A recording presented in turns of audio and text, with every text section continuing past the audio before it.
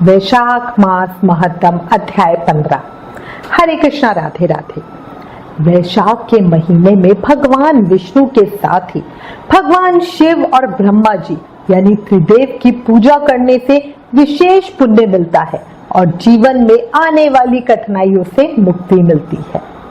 जीवन में सुख समृद्धि बनी रहती है और व्यक्ति को मन चाहे फल की प्राप्ति होती है। इसलिए अभी भी समय है, वैशाख का सदुपयोग कर लो। अब श्री गणेश जी महाराज और अपने गुरुदेव को याद करते हुए वैशाख मास महत्तम का अध्याय 15 सुनते हैं। गणेश जी का रूप निराला है, चेहरा भी कितना भोला भाला है। जिसे भी आती है कोई मुसीबत, उसे इन्हीं ने तो संभाला है ना। बोला गणेश जी महाराज की जय। जीवन का पथ कहां से शुरू होता है, ये बात बताने वाले, वो राह दिखाने वाले ही गुरु होते हैं। बोला गुरुदेव महाराज की जय। वैशाख मास महत्तम के अध्याय 14 में ऋषि च्युतदेव जी मिथिलापुरी के राजा हिमांग को भगवान शिव की कथा बताते हुए हवन कुंड में माता सती के कूदकर अपनी देह त्यागने का प्रसंग बताते हैं। अब आज इस अध्याय 15 में हम कार्तिकेय जी के जन्म का प्रसंग सुनेंगे। शुरू करते हैं।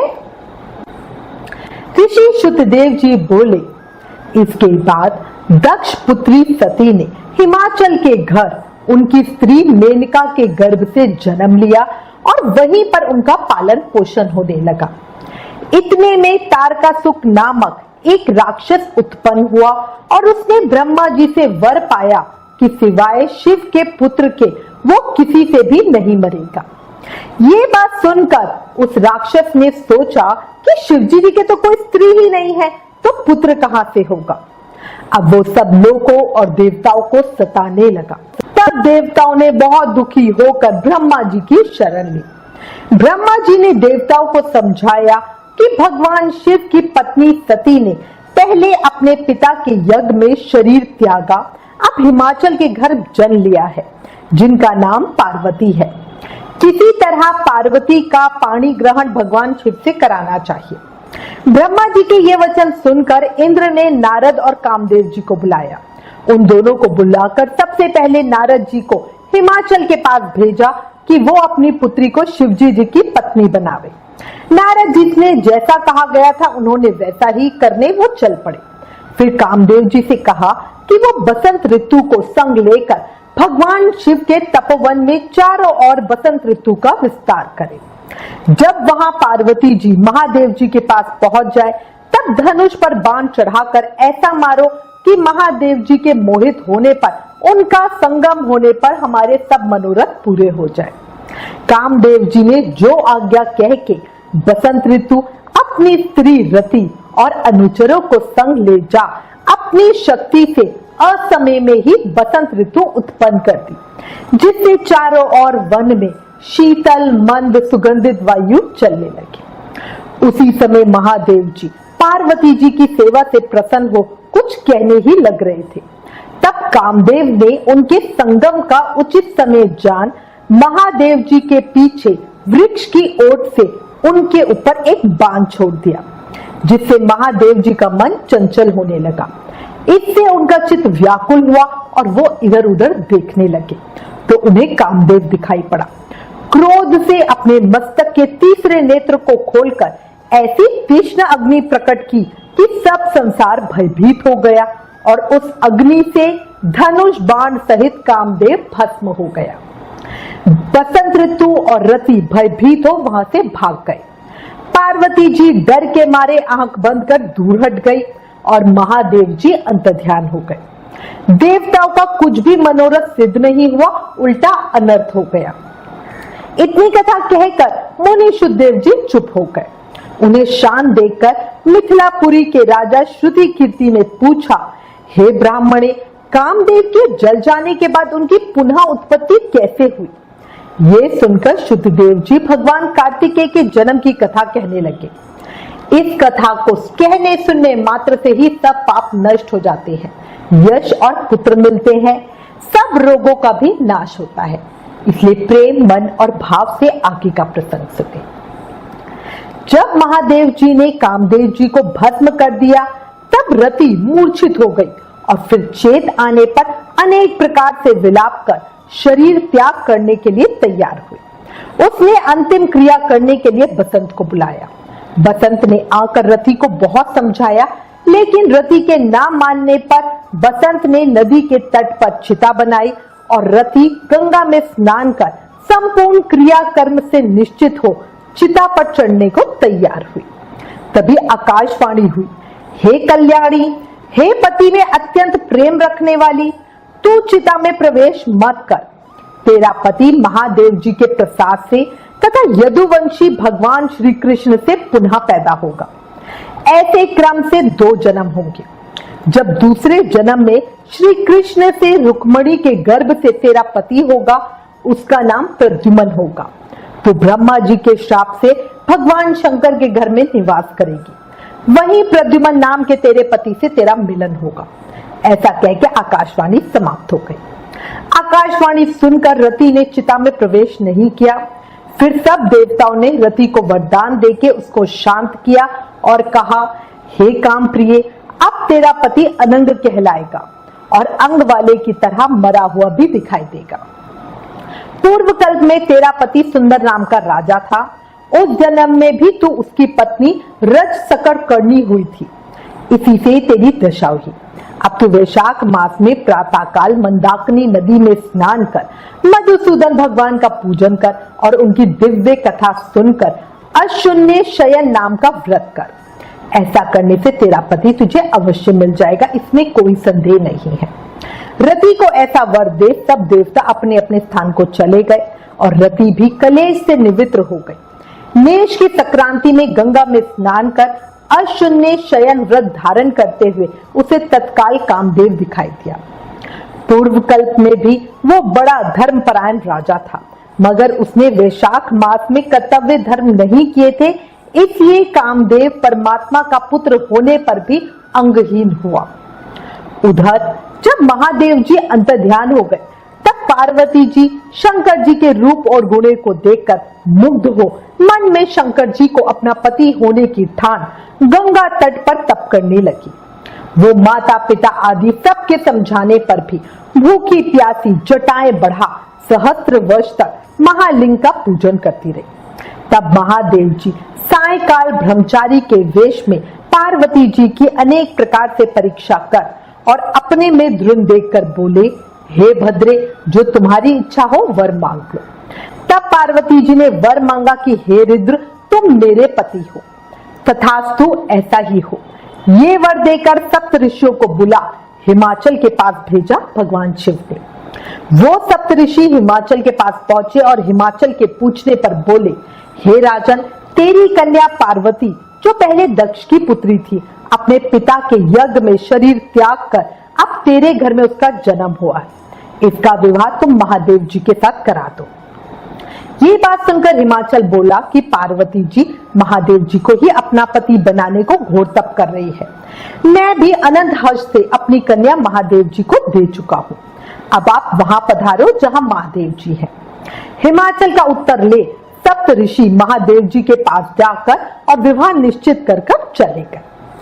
तब लक्ष्मी आदि सभी देवियां तथा विष्णु आदि सभी देवता बाराती बनकर चले और महादेव जी सब देवता मुनि 6 मातृका आदि को तथा सभी भूतगणों को साथ ले बैल पर चढ़कर चल पड़े। उनके आगे शंख मृदंग आदि अनेकों बाजे बजने लगे और वेद की ऋचा के पाठ होते हुए हिमाचल की पुरी में पहुंचे। तब शुभ लग्न में शिव पार्वती का विवाह संपन्न हो गया, जिससे त्रिलोकी में आनंद छा गया।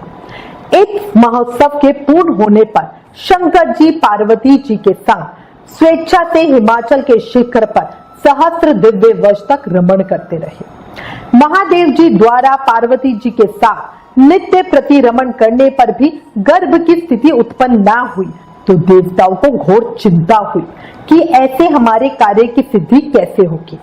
तब खूब विचार कर उन्होंने अग्नि को बुला उसका अत्यंत सम्मान कर जहां महादेव जी रमन कर रहे थे वहां भेजा और कहा कि जब महादेव जी रमन कर चुके हो तब तू प्रकट हो उनके सन्मुख चले जाना, जिससे वो पुनः रमन ना कर सकेंगे, क्योंकि तुझे देखकर पार्वती जी लज्जा के मारे वहां से हट जाएंगी। तब तू शिष्य होकर शिवजी जी से कुछ प्रश्न कर बहुत सा समय लगा देना। बहुत काल हो जाने पर पार्वती जी के गर्भ से स्वामी कार्तिकेय का जन्म होगा। अग्नि सभी देवताओं से विदा हो महादेव जी के पास गया, जिससे वस्त्रहीन पार्वती जी को बड़ी लज्जा हुई और रमन छोड़ अलग हट गई। तब महादेव जी को बड़ा क्रोध हुआ और अग्नि से बोले, हे दुर्मते, इस स्खलित वीर्य को जो दुर्सहनीय है तू ग्रहण कर, इसे मैं तेरे मुख में त्यागता हूँ। ऐसा कहकर अग्नि के मुख में उन्होंने वीर्य छोड़ दिया। इस प्रचंड वीर्य के उदर में प्रवेश होने से अग्नि ने दुखित हो स्वर्गलोक में देवताओं के पास जा सब वृतांत कह सुनाया, जिससे देवताओं को वीर्य की स्थित हो जाने से हर्ष हुआ, परंतु प्रसव कैसे होगा ये सोचकर अत्यंत दुख हुआ। अग्नि के उदर में महादेव जी का तेजोमय वीर्य बढ़ने लगा। 10 महीने हो गए और प्रसव का कोई उपाय न हुआ। तब अत्यंत दुखी हो देवताओं को संग ले महायशस्विनी गंगा के पास जाकर सब उनकी स्तुति करने लगी। हे माता, तू देवताओं के निमित्त शंकर के इस तेज को धारण कर, जो अग्नि के प्रसव में बढ़ रहा है, पर उसका स्त्री न होने से प्रसव नहीं हो सकता। हमारी रक्षा कर। ऐसी प्रार्थना करने पे गंगा ने कहा तथास्तु।